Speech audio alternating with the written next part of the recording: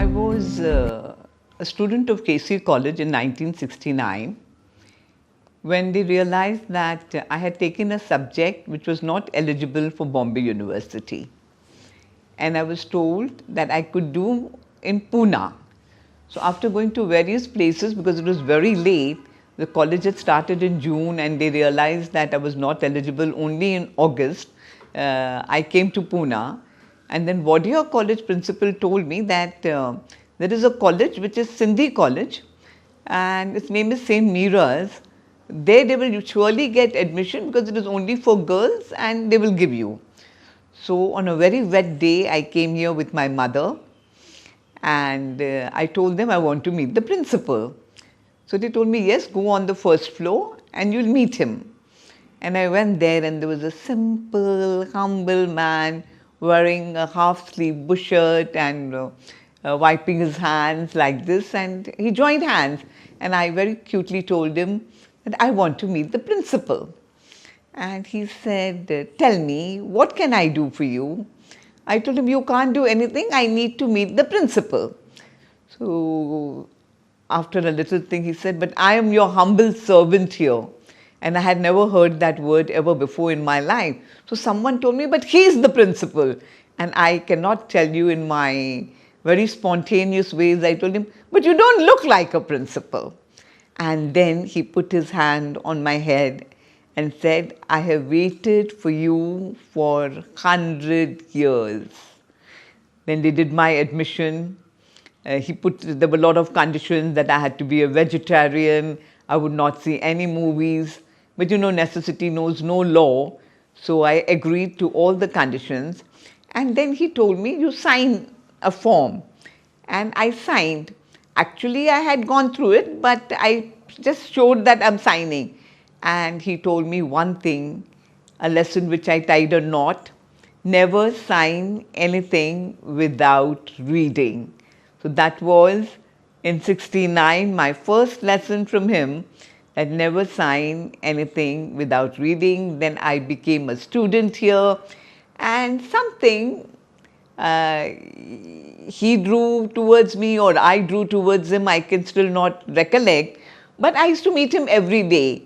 Whenever I started going for satsang, in which I was never interested, only to see him, like, you know, he's going to be there.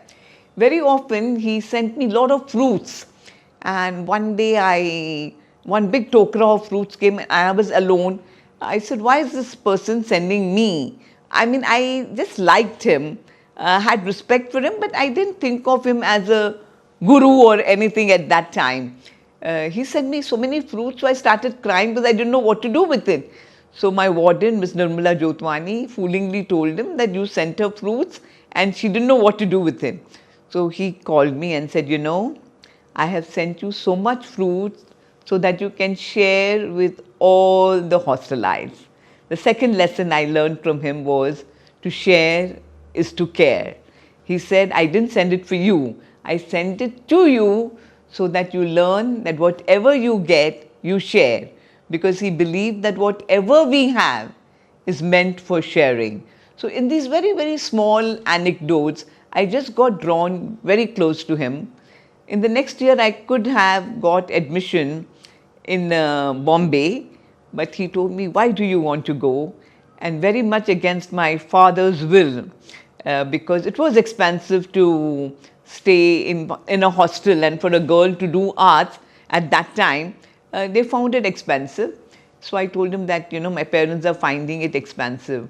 And I must tell you that he told me, I will give you a blank check.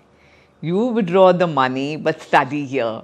Of course, my parents didn't accept, but that was his love for me, and I think that was a bond. Another speciality of Dada was that whenever we asked him to write cards, he used to write cards very spontaneously on occasions. There was we used to have an exhibition, and whatever we bought, he used to write a card on that. So one day I bought a necklace, haar, you know, the nakli haar. So he said, what did you buy? So I said, haar. So he wrote a card. Hik byo haar athei Manju, o haar vani tu paai, वो सुअं दिए तू सरतिन में Har naam hirde mein gaye. Then I got very, very excited and I went and bought another night suit. You know, they used to come from Malaysia and all, people used to bring and they were exhibited. So he told me, what have you bought? And I was feeling very embarrassed to show him a night suit. So he told me that, okay, tell me which color it is. So I said, it's red. So he wrote a card. Behold, Manju looks like a Red Riding Hood in the dress she wears in the night, but in her heart is the prayer, O Lord, make me thy light. So Dada's spontaneity, unconditional love, his smile drew everyone towards him. After 2 years, I went back to Bombay and I thought it was all over because, you know, when you finish your education, you go back.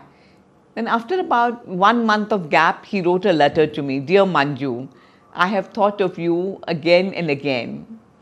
Do my thoughts travel to you? Come as soon as you can. And I just told my parents this letter has come and I have to go. So it became a ritual that every time I used to come in the morning, take a morning train, Deccan Queen, reach here, meet Dada, have lunch. And I was very blessed to start having lunch and dinner with him when no student has an opportunity to be so close. He had a great sense of humor. I spoke Shikarpuri Sindhi. And here there was a pure Amal Sindhi. Till then I didn't know that there was a different dialect. And one day he asked me, Tujhe mummy acha pathyo aa? And everybody started around laughing because the word pathyo aa is a very, very Shikarpuri word. And I didn't understand why they were laughing because it was so normal with me. So he said that we say moklyo aaye. So there I also learned some words which were more closer to the Amal language. But I stick to my own Shikarpuri language because it's very, very sweet. But I'm telling you that he observed so much. And then year after year, I came, whenever he came to Bombay, I had a privilege, I had the honor of having dinner with him. So that there was a continuous relationship. They wanted to start a school in Bombay. Dada said, only if Manju says yes, we will start. And you know, then I became the principal of KC College. And he was very happy, he was very proud that I was doing very well. So I told him, Dada, if I have to run a school in New Bombay, you want me to leave my job? And very, very foolingly he said, if Queen Elizabeth could sit in London and run the whole world, can't you sit in Churchgate and run one school? That was it. That school is today one of the most sought after schools in Navi Mumbai. Many times he told me, why don't you come to Pune? But I must admit that I was very ambitious. I wanted to do something. And I stayed in Bombay. But when I retired, he told me, Tu net kade India, when will you finally come? And that was my decision that I have done enough for the world. It's time to come. And I came to Pune and a lot of assignments were given to me because Dada was very, very keen that I work and it was his 100th year. And I think the first assignment was given to me, it was called Aao Jyot Jagaye. In that, I visited so many places, taking Dada's message around all over India, from small villages to bigger towns, bigger cities, metropolitans. We went to Delhi, Hyderabad, but we also went to Bid, Daund, everywhere. And I, who was not very, very proactive with satsang, suddenly realized the importance of satsang, and I realized how Dada has got me to do what he wanted me to do. Then of course, we have centers all over India. He made me the coordinator of all centers. So today, we network with all the centers. We have schools in different places. Incidentally, I'm the director of all that. But the biggest gift was that we had a plot in Manjri, 18-acre land plot, which was just there. We wanted to give Dada a gift on his birthday. So we decided that we make a school which was for poor. So it was rural, it was free. So we went, collected donations and finally started this beautiful school called Sadhu Vaswani Gurukul, where we give every student who joins us, every means we take a batch of 40 we started with the nursery, now my batch has gone to the 7th. It will have a natural growth where we give them free breakfast, free lunch, free books, free uniform. But more than that, we give them value-based education, which Dada wanted. We teach them all the mantras. I mean, you will be very happy if you ever see them that they speak such fluent English. Coming, you ask them, they're rickshawala's children. And I can just give you one story of how school influences. There was this little girl whose birthday was there. Her father got her some pencils and crayons. And when he came home in the night and he said, come, let me see your gift and are you happy? She says, but I don't have any. He said, why? What did you do with it? Said, in my school they teach me to share is to care. And I gave it to all my friends and made all my friends happy. That is how the small things which are taught in the school go a long way in creating the kind of human beings we really need. I can go on telling you about Dada endlessly, but I think in this brief thing you will understand our Dada was humble, believed that he who is humble kindles the light that never fades.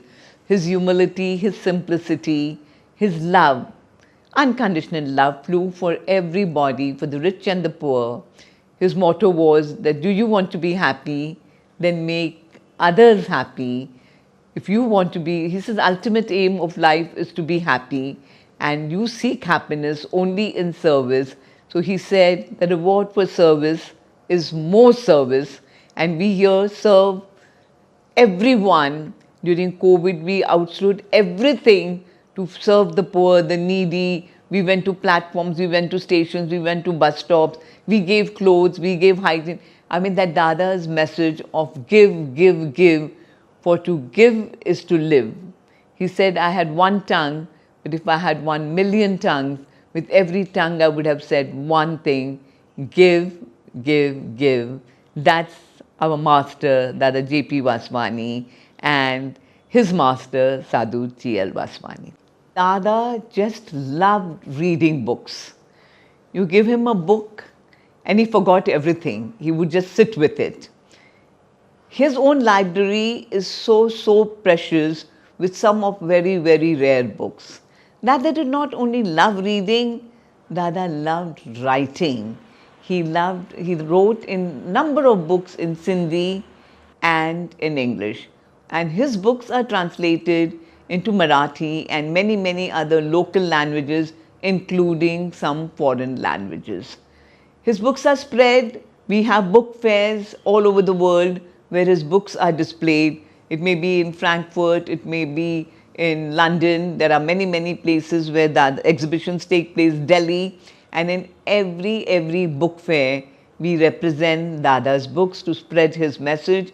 And we have 2-3 monthly magazines, the East and West, the Meera, Dil Ka Dwar Khol, and we come up with a newspaper called Sham, which is in Sindhi. And every school of ours takes the subscription for all the students for Meera and East and West. So this is how Dada's books go. All the writing which Sadhu Vaswani had done, it has come into a book which is called Noori Granth. It is one of the largest volumes written by a single person. By a single person, it is in Sindhi, and that people believe that it is so sacred that whenever they do anything, they take the vachan and they believe that's the guiding light, whatever they want. Similarly, of Dada, as I told you, Dada was very fond of writing cards. All those cards, letters which he has written to people, all have come in a form of again a book, a granth, which is called Anjali Sangrah. Again, which is very, the Noori Granth has been translated into English and Devanagari language. Anjali Sangrah is in Devanagari and Sindhi script, but we are looking to translate it into English also. So I think Dada's big messages, small messages, books, how to overcome tension, how to be a good parent, key to success. I mean, all these titles, management moment by moment. I think he has written so many books that We have huge library, and his books are seen in all our schools and college libraries. And not only our board, but most of the colleges have made it, and he has been quoted everywhere. His books have been quoted, and I think a great writer. And more than that, his spiritual one sentences hold a lot of meaning to every one of us.